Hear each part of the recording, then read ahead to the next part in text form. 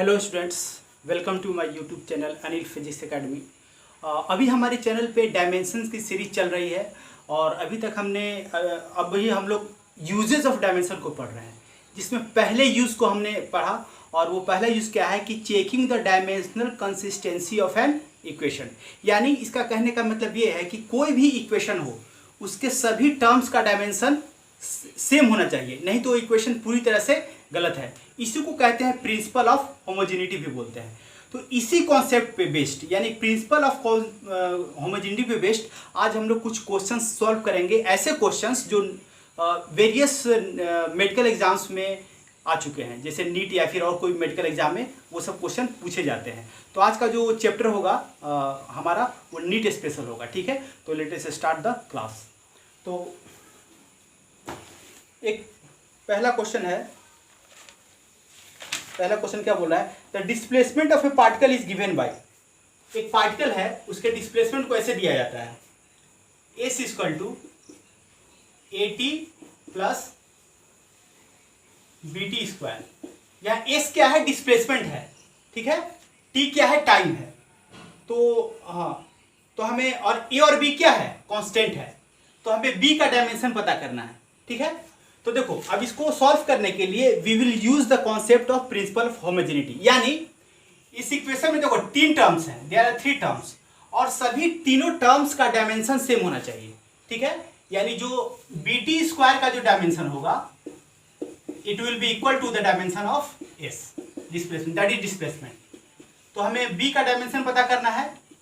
तो dimension of B is equal to S by T square, the dimension of S by T square. तो S क्या है? यहाँ पे डिस्प्लेसमेंट है, तो इसको एल लिखेंगे। टी क्या है तुम्हारा? टाइम है, तो टाइम स्क्वायर। तो क्या होगा? L T inverse two, L T inverse two. This is the dimension of B, ठीक है। तो एक क्वेश्चन हमारा बना। चलो अब नेक्स्ट क्वेश्चन को हम लोग बढ़ते हैं। तो नेक्स्ट क्वेश्चन क्या बोल रहा है कि the velocity v of a particle at time t is given bye. देखो, इसके लिए थोड़ा सा मैं स्पेस बनाता हूं।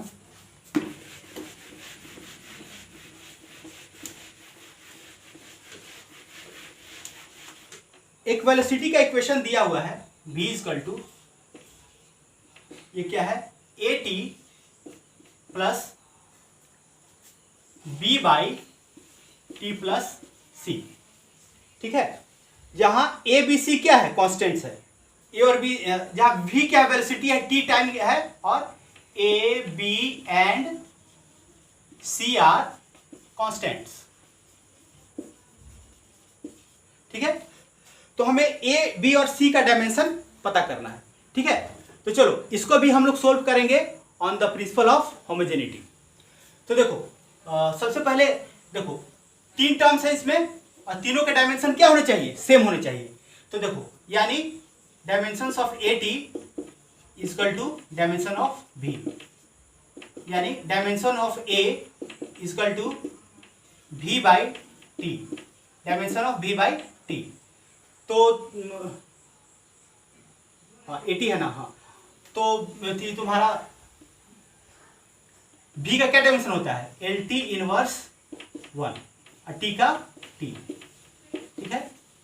तो यहां पे क्या होगा? यानी L T inverse two, A का डायमेंशन होगा, it will be equal to L T inverse two, ठीक है। चलो अब हमें पता करना है बी और सी का। तो सबसे पहले मैं सी का ही पता करूंगा क्योंकि थोड़ा इजी है। देखो यहां ध्यान दो, यहां पे टी और सी को यूज किया गया है और को ऐड किया गया है। तो देखो, मैंने बताया था पिछले लेक्चर्स में मैंने बताया है कि वी कैन ऐड और सब्ट्रैक्ट सेम फिजिकल क्वांटिटी। यानी टी को अगर सी में ऐड किया गया है तो सी भी वही चीज है जो टी है। टी क्या है? यहाँ टाइम है, तो सी भी क्या है? टाइम है। तो सी का डायमेंशन क्या होना चाहिए? जो टाइम का डायमेंशन होगा, ठीक है। यानी dimension of C is equal to dimension of T which is equal to T, ठीक है। अब चलो, अब हमें पता करना है किसका? बी का डायमेंशन। तो अब यहां ध्यान दो, तो ये दोनों टर्म्स है v और b प्लस टी बाई सी, ये दोनों का भी डायमेंशन क्या होना चाहिए, सेम होना चाहिए, because these are the terms of equation, यानी b by T plus C equal to dimension of v। तो देखो यहाँ पे t प्लस सी दोनों का डायमेंशन सेम है, तो हम ऐसा लिख सकते हैं b बाई टी, ठीक है, और तुम्हारा v क्या है, एल टी इनवर्स 1,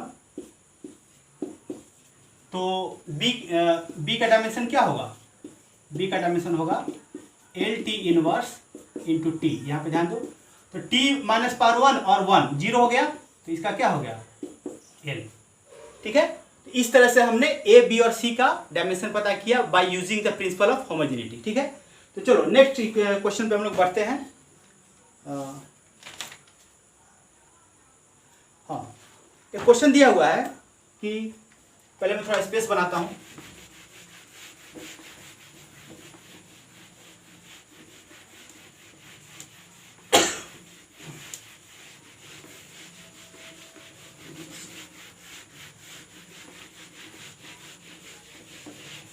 देखो क्वेश्चन क्या बोल रहा है कि the van der Waals equation for a real gas, एक होता है वंडर वाल इक्वेशन जो इस तरह का कुछ होता है, जो मैं लिख देता हूं, P by P plus A by V square into V minus B equal to RT।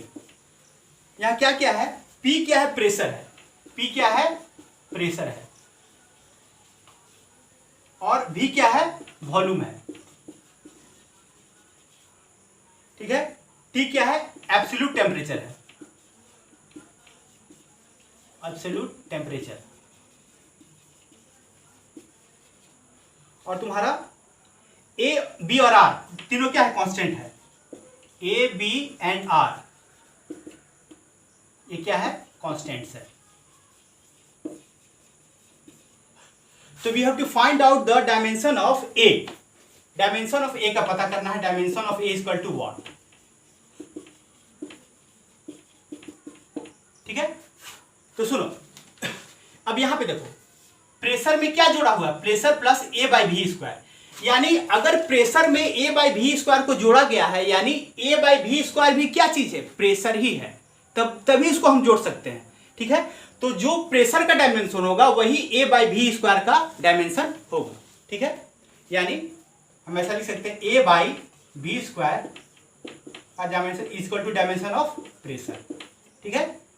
तो ऐसा लिख सकते हैं हम A, dimension of A equal to P V square, ठीक है।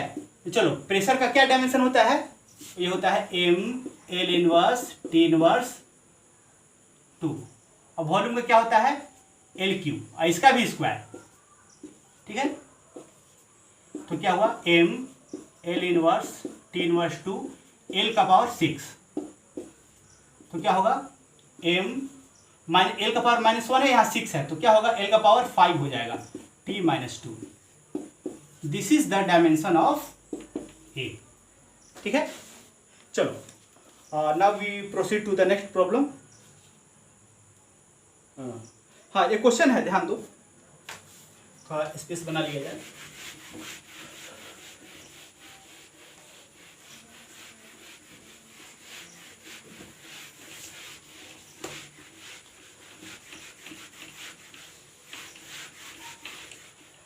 हाँ देखो, एक बर्नौली थ्योरम होता है, उसका एक इक्वेशन होता है, इक्वेशन ऑफ बर्नौली थ्योरम, जो कुछ इस तरह का होता है, ठीक है।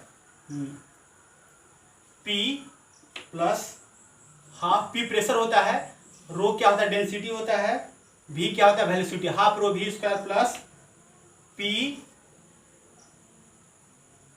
यहाँ पे P स्मॉल p है, G H equal to K, K क्या है, K यहाँ कांस्टेंट है, ठीक है। आगे चल के तुम लोग बर्नौली थ्योरम के बारे में डिटेल में पढ़ोगे, लेकिन चलो अभी हम लोग इसको क्वेश्चन को क्या पूछ रहा है पहले देखते हैं। पूछ रहा है कि the dimension of K plus P is same as, यानी इसका पता dimension of K plus P, dimension of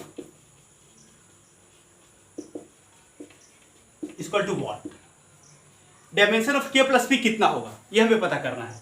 सुनो, इसको हम लोग बहुत इजीली बना सकते हैं, थोड़ा सा ध्यान देना पड़ेगा। देखो इस इक्वेशन में कितने टर्म्स हैं, 1 2 3 4, और according to principle of homogeneity all the 4 terms must have the same dimensions. ठीक है, यानी जो डायमेंशन यहाँ p का होगा वही हाफ रो v स्क्वायर का होगा, half plus p g h का होगा, और वही डायमेंशन k का होगा। यानी p और k have the same dimension.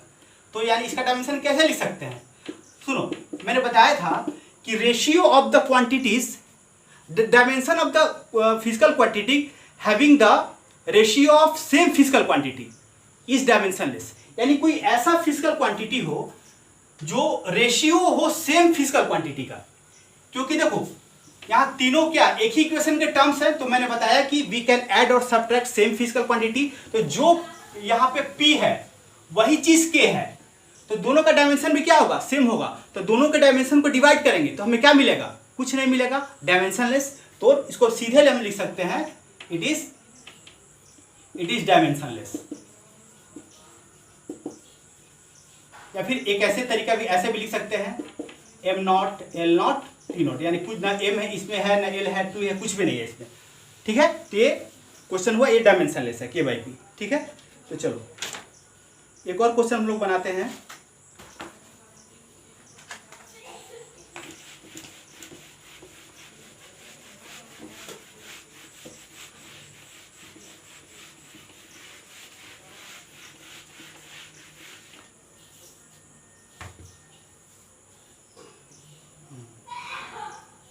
देखो द क्वेश्चन बोला कि the time dependence of a physical quantity p is given as, एक क्वांटिटी है ऐसे, फिजिकल क्वांटिटी ऐसे है p equal to p naught और एक्सपोनेंशियल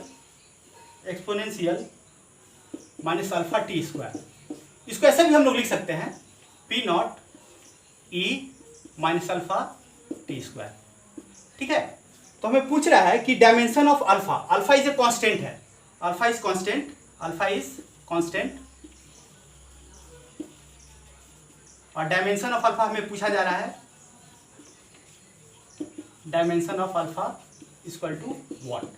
ठीक है, चलो देखो डायमेंशन का जो पिछला लेक्चर हम लोग देखोगे, अगर तुम लोग देखे होगे तो समझ जाओगे कि मैंने क्या बताया था कि कोई एक्सपोनेंशियल फंक्शन होता है, it is dimensionless, exponential function is dimensionless. और इसका जो पावर e क्या है, एक नंबर है, एक प्योर नंबर है, और इसका पावर क्या होता है, वो भी एक नंबर होता है। तो प्योर नंबर आर डायमेंशनलेस, तो x भी क्या होता है, डायमेंशनलेस होता है। तो यहाँ पे देखो e का power minus alpha T square, यानी सुनो माइनस अल्फा टी स्क्वायर का डायमेंशन क्या होगा, इट इज डायमेंशनलेस। तो डायमेंशनलेस को हम लोग ऐसे कुछ लिख सकते हैं m not l not t not, यानी कोई डायमेंशन नहीं इसमें। यानी ध्यान दो, तो यहाँ पे अल्फा का डायमेंशन देखो, या माइनस अल्फा लिखो चाहे अल्फा लिखो, डायमेंशन माइनस प्लस से तो डायमेंशन कोई फर्क नहीं पड़ता है। तो अल्फा का डायमेंशन क्या होगा तुम्हारा, इक्वल टू टी स्क्वायर से चलाएगा, तो तुम्हारा m not l not t not, यहाँ पे टी स्क्वायर। ठीक है, तो t का डायमेंशन क्या होगा, m not l not t not T square. ठीक है, तो ये बराबर क्या हो जाएगा, m not l not t minus 2। ठीक है, या फिर इसको इतना भी लिख सकते हैं, सिर्फ लिख सकते हैं इसको t का पावर माइनस 2। ठीक है, तो अल्फा का डायमेंशन क्या होगा, t का पावर माइनस 2। हाँ, तो गाइज ये थे कुछ क्वेश्चंस नीट में जो प्रीवियस ईयर्स में पूछे गए थे, अच्छा वेरियस मेडिकल एग्जाम्स में। जो मेरा नेक्स्ट लेक्चर होगा वो होगा कि इसी प्रिंसिपल ऑफ होमोजेनिटी पे बेस कुछ क्वेश्चन जो आईआईटी में प्रीवियस ईयर्स में कुछ पूछे गए हैं। ठीक है, तो वो मैं क्वेश्चन आपको नेक्स्ट वीडियो में आपको मैं बनाऊंगा। ठीक है, तो गाइज बस लास्ट में यही रिक्वेस्ट है कि मेरे चैनल को आपने सब्सक्राइब नहीं किया तो सब्सक्राइब कर लें और बेल आइकन को दबा दें। ठीक है guys, that's all, thank you very much.